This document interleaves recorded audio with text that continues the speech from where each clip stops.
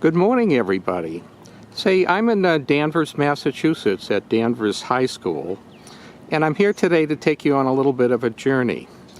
It turns out there's a river of trash created by the students at Danvers High School, and I want to give you a tour of it. Now, I'm certainly not here to say that every Danvers High student is responsible. For I was a student too at Danvers High School many, many years ago. I'm a senior citizen myself and I live in the neighborhood. But today what I'm going to do is I'm going to walk you on a journey that's longer than a football field. It's about 500 feet long and I want to show you the trash in it. And I'm here to allow you to make your own opinion. How many students do you think are responsible for this? So what I'm going to do, I'm a little jittery, I'm sorry, because you know, I've got a Parkinson's shake in my hand, so you'll just have to follow this as best you can. But I just want to kind of show you the level of trash and have you make up your own mind how many students at Danvers High School are responsible for it. So I'm going to start walking along. Pardon the shake. This is a bit of a foggy day too, and I want to tell you an interesting story. 25 years ago, I listened to my mother, who was a victim of all this trash, because she lives in the neighborhood. The actual river of trash extends for over a mile, and however, the majority of it is within this 500 feet portion that I'm taking you on right now.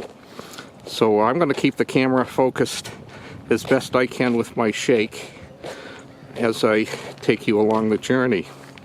So 25 years ago, I had listened to my mother, and she and one of her neighbors were so upset with the trash the students throw in the neighborhood that at the time I was living almost a mile away. Here I want to give you a close-up of some of it. Most of it's bottles. And I actually see a few cans. Look at all the face masks from the recent COVID epidemic scattered around. And there's cups as well. Let's see, in my neighborhood, I find Dunkin donuts or wrappers tossed on the property all the time. The trash even extends up into the woods behind this fence, so I'm not sure the fence is doing a lot of good. And so anyway, I traveled for over an hour to get to Danvers High School, and I picked up the trash. I came once a week, and I came for several weeks. I bagged the trash and I photographed it, sort of like what I'm doing right now. And I decided to make the head of the school committee, the town manager, aware of it, and of course the principal of the high school. So what I did was I bagged the trash, but believe it or not, after several weeks it kind of came in equilibrium. So what do I mean by equilibrium? By the time I came the following week, there was so much trash accumulated on where I had already cleared up that I really couldn't achieve my final goal. I was hoping to clean the entire high school.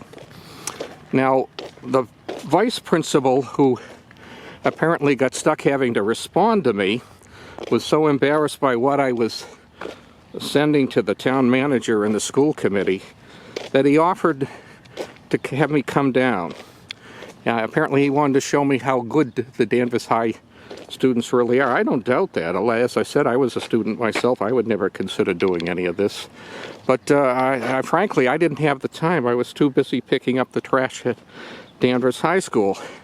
Now, what I had told him is, when I was a student here, the principal, Mr. Ernest April, he happened to march all of us students out one day and have us clean up the rubbish.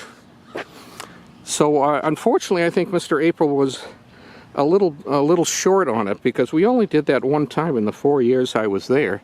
But the other big mistake was that we should have been marched out in groups, much like I'm taking you on today, and given a tour of the rubbish so that we could really understand the extent of it, because I really didn't at the time. And I would suggest that to the vice principal. Now, I was surprised to hear him say something so silly. I couldn't believe it. What he told me was that would be considered a work detail today, and the school was afraid they would be sued by somebody who disagreed with having the students do that, because obviously not all the students are responsible. But on the other hand, I think it's the business of the school to educate people.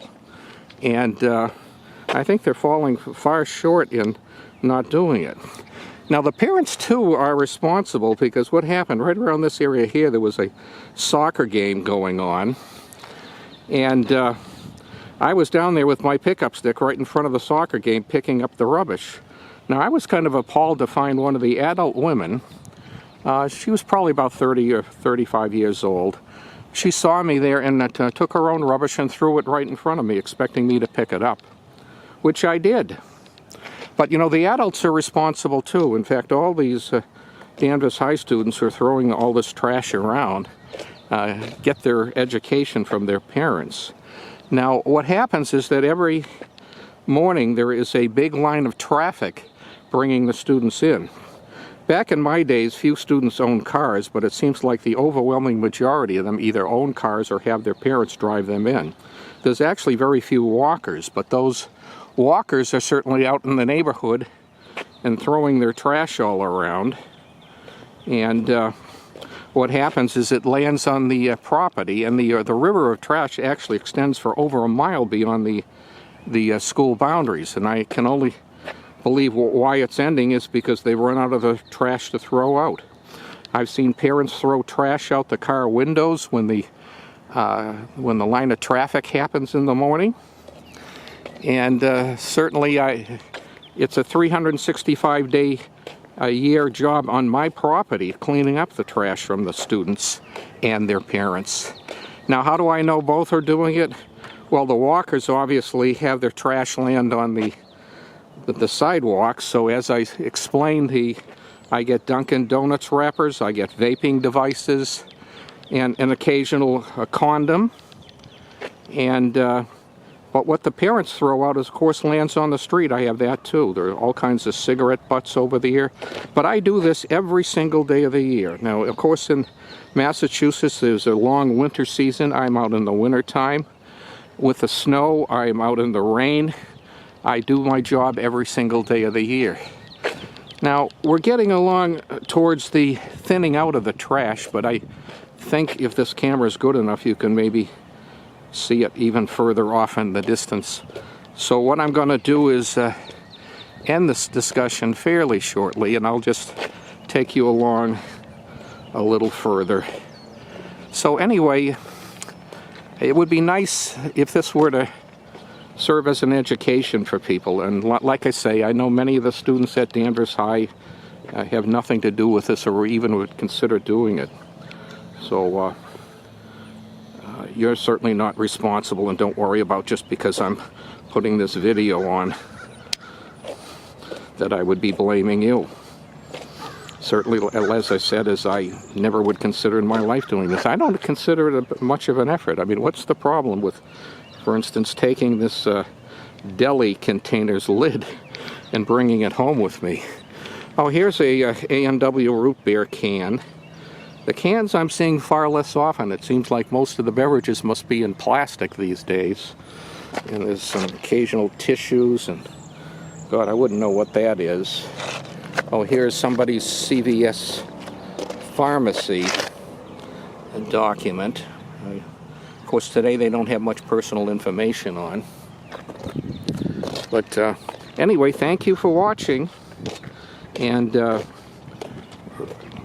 maybe, how many of you, by the way, pick up garbage from other people? I do it all the time. In fact, after making this video, I'm seriously considering coming back and doing my 25-year-old routine and cleaning up the high school.